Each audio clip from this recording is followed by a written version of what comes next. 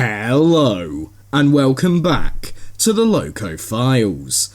In today's episode, we'll be looking at the LSWR M7s.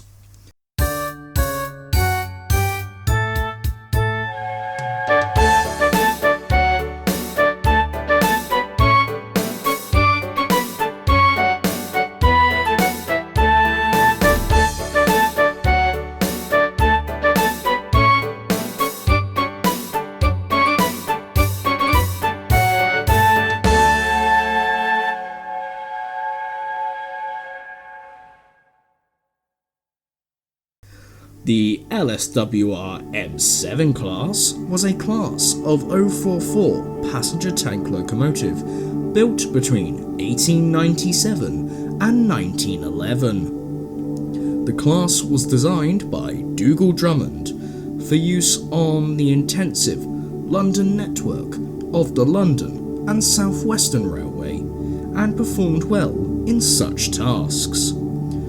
Because of their usefulness, 105 were built, and the class went through several modifications over 5 production batches. For this reason, there were detail variations such as frame length along the class. Many of the class were fitted with push-pull operating gear that enabled efficient use on branch line duties without the need to run around at the end of a journey.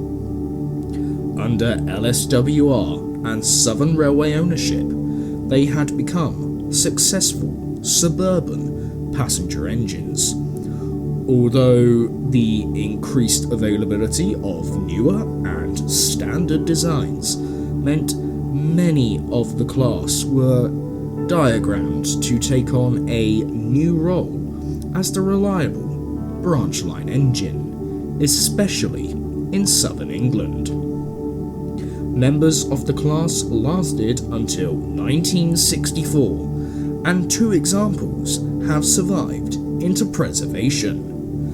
Number 245 in the National Railway Museum, and number 53 as BR number 30053 on the Swanage Railway.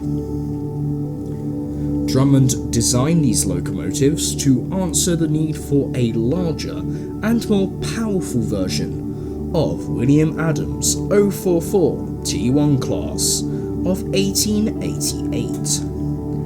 The Adams T1s had 5'7" wheels and had been developed to meet the LSWR's requirement for a compact and sure-footed suburban passenger locomotive to be utilised on the intensive commuter timetables around London. However, by the mid-1890s, the suburban services around London were growing at a rate which began to exclude the use of the T1s and other older classes from these duties. The M7 tank was the first design by Dougal Drummond upon replacing William Adams as locomotive superintendent of the LSWR in 1895.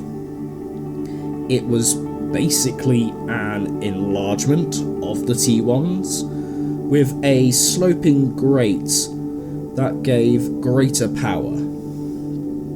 Drummond drew upon his previous experience with the successful London, Brighton and South Coast Railway D1 class, whilst he was works manager at Brighton in the early 1870s, and his own 157 class of 1877 on the North British Railway in Scotland. It was the heaviest 044 type to ever run in Britain. The first 25 locomotives were constructed at 9 Elms Locomotive Works between March and November 1897. Thereafter, the M7 class had a long production run with 5 major sets of design variants. Between 1897 and 1899, The locomotives were constructed with a short overhang at the front and sandboxes combined with their front splashers. Injectors and a lever-type reverser were also added, and a conical as opposed to flat smokebox door was implemented on numbers 252 through to 256. In 1900, the design was modified to incorporate the sandboxes inside the smokebox. However, these were later relocated below the running plate. After 1903, a 36-foot 3-inch frame with a longer overhang at the front was introduced and steam reversing gear was fitted. Now, some sources record these locomotives as the X14 class, and whilst this designation was sometimes used to refer to the longer framed versions, for the most part the two subclasses were grouped together and universally known as the M7. The 1904-05 construction batch moved the sandboxes back to the front splashers, and new items were fitted such as feed water heating, single ram pumps, and balanced crank axles. For the remainder of construction from the outshopping of the 105th locomotive in 1911, duplex pumps were fitted. Several of the most successful features of the class were used by Drummond on his other designs. Thus, the boiler, cylinders, and motion were identical and interchangeable with those used on his 700 class of freight locomotives in 1897, and the same boiler was used on his C8 440 passenger class of locomotive.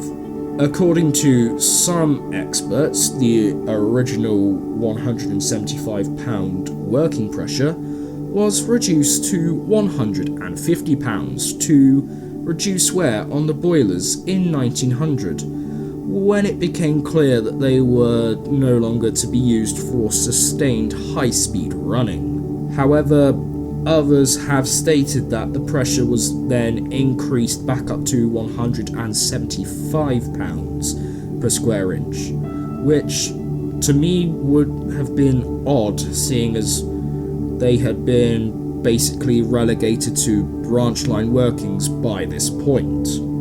After 1912, 31 locomotives were equipped with push-pull train operating gear, with the provision of a primitive cable and pulley device. This was a modification that was designed to save time on country branch lines, where the locomotives would normally have to run around its train in order to make the return journey. As a result, it was possible for the driver to drive his train from a cab located at the front of a designated push-pull coach, leaving the fireman to tend the fire and operate the injectors on the locomotive footplate. The pulley system was eventually deemed unsafe due to instances of sagging and delayed reactions.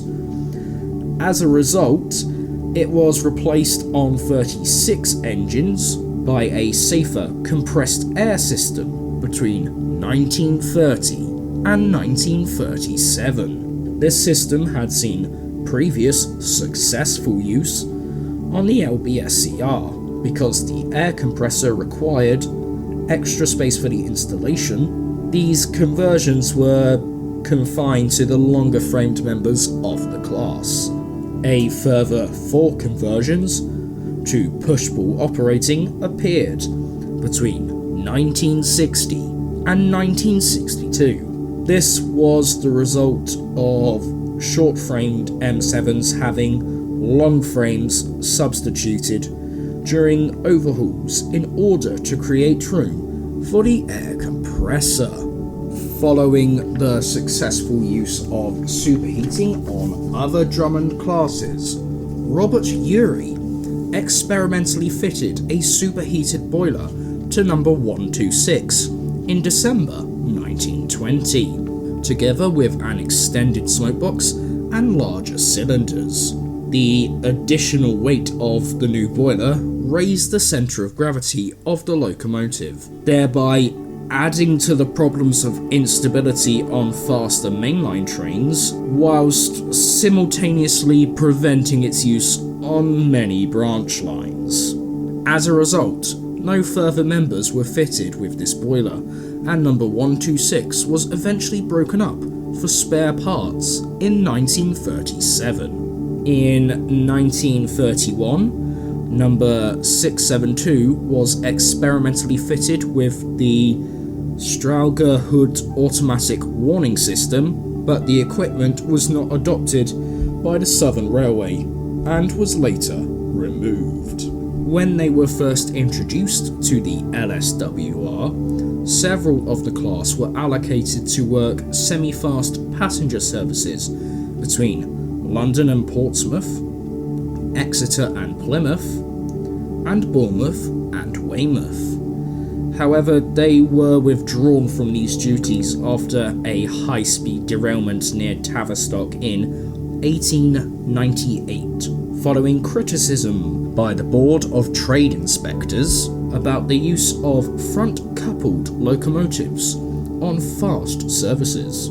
As a result, the class was to become synonymous with local mainline and branch workings, as well as London suburban services. With the gradual growth of electrification of the inner London suburban lines after 1915, the class tended to be used on stopping trains along the LSWR main line and on services to Guildford and Reading.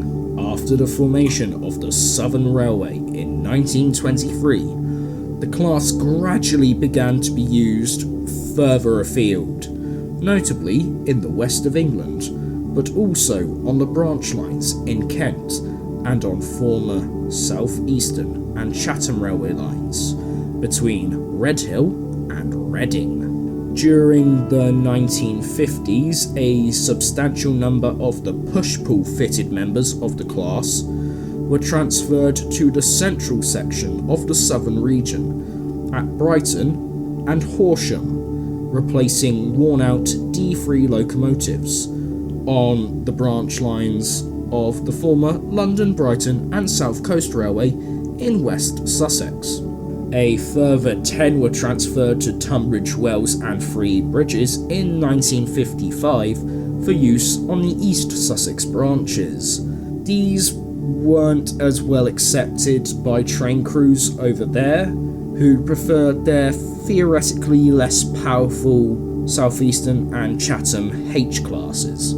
Others remained in London on empty stock workings, notably between Clapham Junction and London Waterloo Station. The class was gradually replaced in the southeast of England during the late 1950s and early 1960s due to the introduction of further electrification, new lightweight standard steam classes, diesel shunters, and diesel electric multiple units. By the end of 1963, the majority that survived were based at Bournemouth to work the Swanage branch. We'll now have a look at the accidents and incidents involving members of the class. On the 25th of May 1933, locomotive number 107 was hauling a passenger train when it derailed at Rains Park in London, coming to rest foul of an adjacent line. Another passenger train was involved in a sidelong collision with it. Sadly, 5 people were killed and 35 were injured. The accident was caused by a failure to implement a speed restriction on a section of track under maintenance. On the 13th of April 1948, locomotive number 672 was involved in an accident with the lift that serviced the Waterloo and City line. As a number of coal wagons were being loaded onto the lift platform at the upper level, the platform tilted due to an error in engaging the required supports. The wagons and locomotive fell down the lift shaft, and as there was no practical method of retrieving any of the rolling stock, the locomotive and wagons were cut up on site. And finally, on the 27th of November 1962, locomotive number 30131 was derailed at Eastleigh in Hampshire after it was moved by an unauthorised person. The fact this person hasn't been identified suggests that either they weren't caught or no one was willing to grass up their mate. Apart from the experimentally boilered number 126, all the M7s entered into British Railway service in 1948 and survived relatively untouched till 1957. But over the next 7 years, the remainder of the class was withdrawn as part of the modernisation plan. As I stated at the start of this episode, 2 members of the class have survived into preservation. Number 245, which is part of the National Collection and is currently on static display at the National Railway Museum. And number 53, which is currently undergoing an overhaul at the Swanage Railway. I would like to thank you guys for watching and listening. I hope you enjoyed it. If so, leave a like. If you really did enjoy it, feel free to subscribe and comment. And yeah, thank you and goodbye.